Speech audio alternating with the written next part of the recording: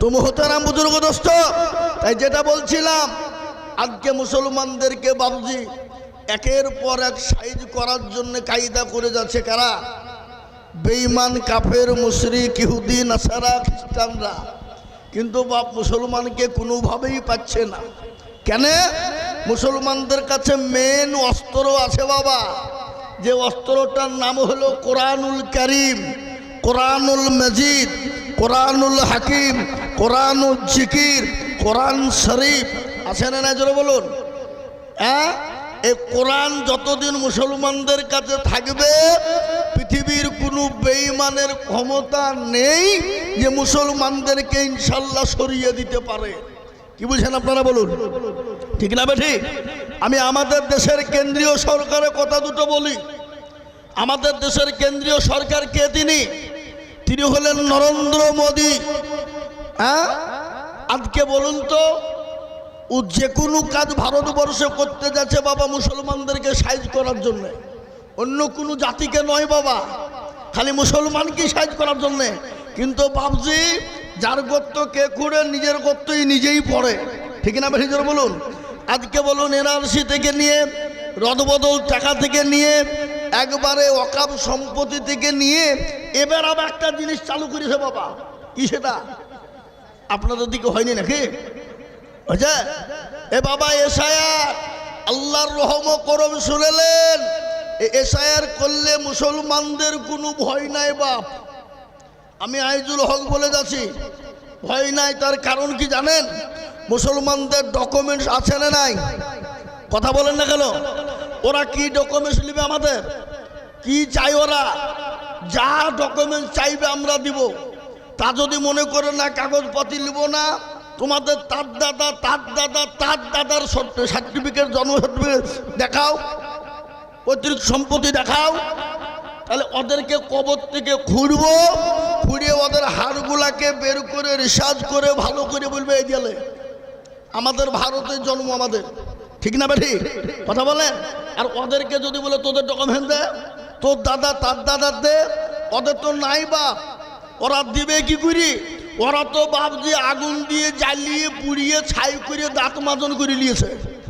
নাকি বুঝেন আপনারা বলুন? ঠিক বুঝি না ভুল বুঝি? তাহলে ডকুমেন্ট মুসলমানদের আছে না নাই? হ্যাঁ, আজকে ভারতবর্ষে জন্ম নিল মুসলমানেরা, আর মুসলমানদেরকে বিদেশি বলে তেড়ে দিবা, আর অথচ তোমরা হলে বিদেশি, ওটারও খোঁজ নিলি না। এ বাবা কে গো? আদবানির বাড়ি কোথায়? পাকিস্তান। ইন্ডিয়া এসে হয়ে গেল স্বদেশী, তাই কি না? অটল বিহারী বাজপেয়ীর বাড়ি কোথায়? পাকিস্তান। ভারতে এসে হয়ে গেল স্বদেশী। সোনিয়া গান্ধীর বাড়ি কোথায়? ইটালি। ভারতে এসে হয়ে গেল স্বদেশী। জ্যোতি বসুর বাড়ি কোথায়? বাংলাদেশ। ইন্ডিয়া এসে হয়ে গেল স্বদেশী। আর বুদ্ধবাবুর বাড়ি হলো বাংলাদেশ, ভারতে এসে হলো স্বদেশী। প্রণব মুখার্জির বাড়ি হলো বাংলাদেশ, ভারতে এসে হয়ে গেল স্বদেশী। মিঠুন চক্রবর্তীর বাড়ি হলো বাংলাদেশ, ইন্ডিয়ায় এসে হলো স্বদেশী। অধীর রঞ্জন চৌধুরীর বাড়ি হলো বাংলাদেশ, ভারতে এসে হলো স্বদেশী। আর আমরা ইন্ডিয়াতে জন্ম নিয়ে আমরাই হইলাম বিদেশি। সিঙ্গড়ার ভিতরে আলু ঢুকলো কি করি বাবা? হ্যাঁ, বুঝতে পারলেন না কথাটা? হ্যাঁ মুসলমান, সিঙ্গড়ার ভিতরে আলু কি করে ঢুকলো বুঝে নিতে হবে। ওরা কায়দা কৌশল করে বাবা মুসলমানদেরকে যেন তেন পুকারের দেশ থেকে তাড়িয়ে দিতে চাইছে, পারবে না। কেন? এ দেখেন পার্শ্ববর্তী রাজ্য এই যে বিহার বাবা, এই এসআইআর করতে গিয়ে 54 লক্ষ মানুষ বাদ পড়েছে। কত লক্ষ? কথা বলেন না কেন? 54 লক্ষ। তার মধ্যে 44 লক্ষ হলো হিন্দু ভাইরা। থাকলো কত? 10 লক্ষ। এই 10 লক্ষর ভিতরে বিদেশি, স্বদেশী, এদেশি, ওদেশি, অমক তমক, মুচি, মুন্ডা, মেথর, কোল, ভিল, মুসলমান মিলিয়ে 10 লক্ষ বাবা। বুঝতে পেরেছেন না? পারেননি? তারপরে মুসলমানদের ভিতরেও থাকতো না। কিন্তু মুসলমানদের একটা দোষ আছে, মেয়ে যখন জন্ম নেয় মেয়ের তো তখন নাম হয় আমিনা খাতুন। কি খাতুন? জোরে বলুন। আমিনা খাতুন। তারপরে বিয়ে যখন দিয়ে দিই তখন বলি আমিনা বিবি। তারপরে যখন স্বামী মারা যায় তখন হয়ে যায় আমিনা বেওয়া। কি বুঝতে পারলেন না? পারলেন না? এই ডকুমেন্টসে আমাদেরকে হয়তো বাবজি তাদেরকে আমাদের ওই সবগুলো আটকে গেছে। আজকে আমি এটা হিন্দু মুসলমান বলতে চাইনি। আজকে যারা হিন্দু হিন্দু করে পাগল, ওই যে শুভেন্দু, কি গো কি নাম, শুভেন্দু বাবু, আজকে হিন্দুর দরদ দেখায় যে বাবা। এনআরসি হলো কোথায়? আসামের মাটিতে 24 লক্ষ মানুষকে ডিটেনশন ক্যাম্পে ভরা হলো, তার মধ্যে 19 লক্ষ হলো ওরা। কারা? করা হিন্দু ভাইয়েরা, মতুয়ারা, সনাতনীরা। আজকে তাদেরকে কি বলবো বাপ, আজকে শুনেলে ওনারা কিছু কথা লয়। এটা হচ্ছে রাজনীতির গন্ধ বাবা, রাজনীতির লড়াই। যেন কোনো প্রকারে হিন্দু মুসলমান দাঙ্গা লাগিয়ে দিয়ে মসনদ দখল করতে চায়। কিন্তু পশ্চিম বাংলার হিন্দু মুসলমান ওরা পাগল নয়, ওরা কাঁধে কাঁধ মিলিয়ে সাথে সাথ দিয়ে হিন্দু মুসলমান শিখ ইসাই একসঙ্গে দেশে বসবাস করতে চায়। ওরা তোমার কথাই ফিতনা বাঁধাতে চায় না। আর একজন হারামখোর আগাছা অর্জুন সিং, আমি দেখেন কদিন আগে বলে এলাম বনগাঁ জেলায়, এই বনগাঁতে নদিয়ায়, সেই অর্জুন সিং এর এলাকায় অর্জুন সিং বলেছে মুসলমানদের পুজো করা যাবে না, মূর্তি পুজোই যাবে না, মুসলমানরা ব্যবহার করবে না, ওটা হারাম।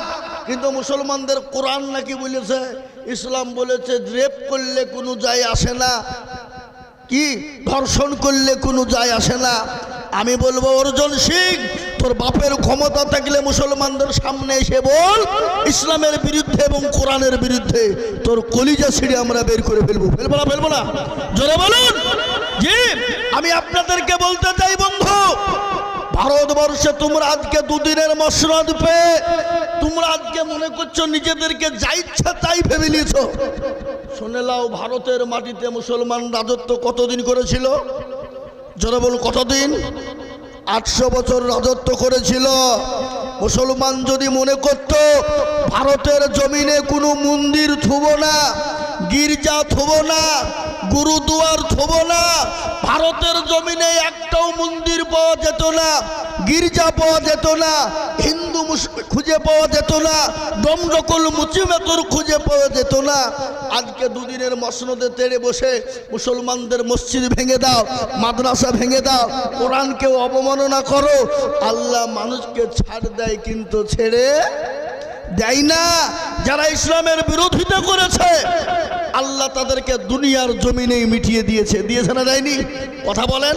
কোরআনের ফেরাউন, নমরুদ, আবু জেহেল, আবু লাহাব, উতবা, সাইবা, মুগিরা, এ বাবা ইসলামের দুশমন ছিল কিনা? আল্লাহ রাসূলুল্লাহ সাল্লাল্লাহু আলাইহি ওয়াসাল্লামকে মিটিয়ে দিতে চেয়েছিল। আল্লাহ বলে নবী গো আপনি টেনশন করবেন না, আজকে যারা আপনাকে মিটিয়ে দিতে চাইছে আমি আল্লাহ তাদেরকে মিটিয়ে দিব, ওদের নাম নেওয়ার মতো লোক কেউ থাকবে? আচ্ছা বলুন তো, পৃথিবীতে বিভিন্ন জাতি আছে, ফেরাউন কোনো ছেলের নাম রাখে? কোনো জাতি রাখে? নমরুদ নাম রাখে? আবু জেহেল রাখে? তার মানে কি হিন্দু মুসলমান ডোম ডকল মুচি মেতর কোল ভিল মুচি মুন্ডা সবাই তারা জানে যে 1 নম্বর হারামি মার্কা লোক ছিল আবু জেহেল, আবু লাহাব, উতবা, ফেরাউন, নমরুদ। এই জন্য ছেলের নাম কেউ রাখে না বাবা। তাই আমি যেটা বলছিলাম, ইসলাম কি বলেছে? লাকুম দীনুকুম ওয়ালিয়া দীন, তোমার ধর্ম তোমার কাছে, আমার ধর্ম আমার কাছে। লা ইকরাহা ফিদ্দীন, ধর্মের ব্যাপারে বাড়াবাড়ি করো না, এটা ইসলাম বলেছে। ইসলামের নেতারা, মুসলমানদের নেতারা, মুসলমানদের বাদশারা অন্য জাতির সঙ্গে কি ব্যবহার করেছে একটু শুনেলেন? শুনেলেন? আল্লাহ নবী, দয়াল নবী, প্যারা নবী, রহমাতাল লিল আলামিন বাবা হঠাৎ একদিন সাহাবায়ে কেরামদেরকে কোরআনে কারিমা শিক্ষা দিচ্ছেন।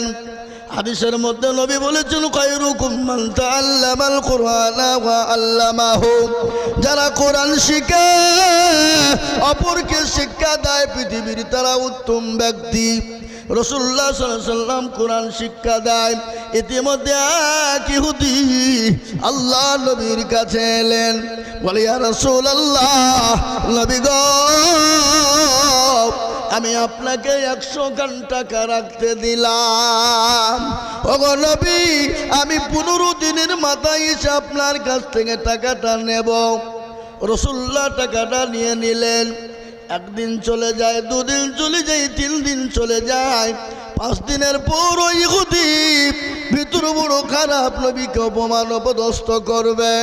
রাসূলুল্লাহর কাছে চলে এলেন, আল্লাহ নবীর কলারখানা চেপে ধরে তুলে বললেন, মুহাম্মদ, আমি জানি তোমার বংশের মানুষ বড় খারাপ, তোমার খানদান বড় খারাপ, মানুষের পয়সা কেড়ে নেয়, মানুষের পয়সা নষ্ট করে দেয়। ও মুহাম্মদ সাল্লাল্লাহু আলাইহি ওয়াসাল্লাম, আমি তোমাকে 100 খান টাকা দিয়েছিলাম, কেন তুমি দাও নাই? রাসূলুল্লাহর কলারখানা যখন চেপে ধরা হলো, পাশেই ছিলেন সাহাবা হযরত ওমর, অলঙ্গা তরবারি দিয়ে ওই ইহুদির হাতের উপর আঘাত দিয়ে দেয়। নবীজি বসে গেলেন, ইহুদি অনেক দূরে চলে গেলেন। কিছুক্ষণ পরে রাসূলুল্লাহ ডাক দিয়ে বলে, ওমর গো, এদিকে এসো, বলো তুমি ওকে কেন মেরেছো? কেন মেরেছো বলো। যাও, তুমি তাকে মারির বদলে 5 কেজি খেজুর দিয়ে দাও, আর 100 খান টাকা তাকে তুমি দিয়ে দাও। ইহুদি বলল, আরে ইনি তো সেই দয়ার নবী, মায়ার নবী, ইনি তো রাহমাতাল লিল আলামিন, ইনার চেহারা এত সুন্দর, আল্লাহ নবীর চেহারা এত সুন্দর ছিল। দয়ার নবী কি তিনি কাটা কাপড় পরতেন, এখন থান পিরে মিডিল দিয়ে সেটি পারতেন, তিনি বসতেন তো রাজাকে তার সিংহাসনে অত সুন্দর লাগতো না। এ মুসলমান, আল্লাহ নবী দয়ার নবীর কথা বললেন, ইহুদি ইনি তো সে দয়ার নবী, ইনি তো দয়ার মানুষ। সঙ্গে সঙ্গে ওই ইহুদি নবীজির কাছে এলেন, এসে বলে, নবী গো, আপনি আমাকে ক্ষমা করে দিন, মাফ করে দিন। ওগো নবী, আমি আপনার উম্মত নয়, আমি হলো ঈসা নবী আলাইহিস সালামের জামানার উম্মত। ওগো রাসূল, আমি তাওরাত জবর ইনজিলের ভিতরে দেখেছিলাম পৃথিবীর জমিনে এমন একজন নবী দুনিয়াতে আসবে, যার নাম হবে মুহাম্মদ, যার মায়ের নাম হবে আমিনা, যার বাপের নাম হবে আব্দুল্লাহ।